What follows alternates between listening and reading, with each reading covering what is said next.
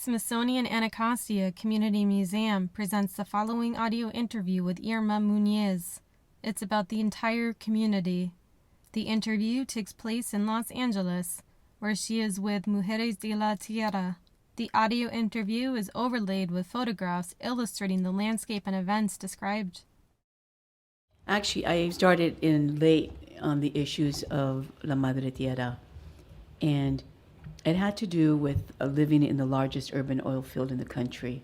It's called the Inglewood Oil Field. And I started noticing, we all started noticing all the people that live near and around there are majority African American or part white and Latinos. Like something was not right. As a matter of fact, that the oil company had been there for 50 years. Every January they would send us this holiday card saying, you know, we're good neighbors, we want to be with you and want to let you know everything's wonderful.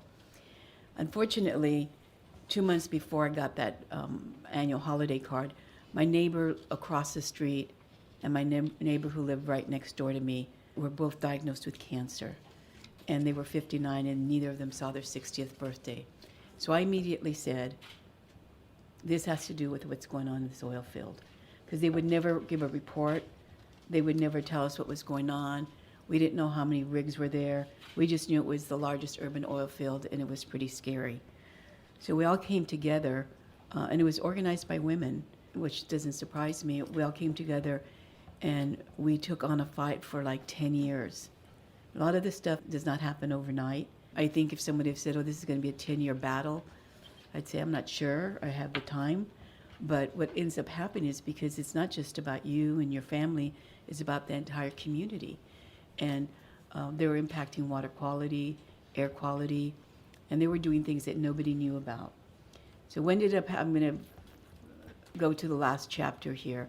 We ended up suing them. At first, when I first met this lawyer, as a matter of fact, Robert Garcia, who is a friend of the museum, I had asked him if he would file a lawsuit against the oil field, and he said, you're crazy, people don't do that. I said, well, my husband and I want to do it. And so, well, it never happened then. But then years later, the whole community, all the neighborhoods filed a lawsuit, and we won. And what did we win? We won a lot of concessions, but the most important thing we won is something that nobody in the country has. We have a legally mandated meeting with the oil operator once a month, and they have to give us copies of what's going on. We ask them for that, how many oil fields, how many of the oil drilling is closed, opened, what the water quality. We think that there is this beautiful park now called Kenneth Hahn Park that used to be a reservoir. And that reservoir bursted in 1950, and we feel it's because of the shifting of the soil. And so there's a lot of history there. And the most beautiful part of all this, it was the first time in a long time that everybody, blacks, Jews, white, young, old, Latinos, Asians, all came together because they wanted to make sure that their kids were going to be healthy. There's a lot of stereotypes and perceptions that Latinos and blacks in Los Angeles, California, that we don't care about the environment. If anything, Latinos are the reasons we have all these environmental woes. I don't know who started that perception, but it's still very much alive.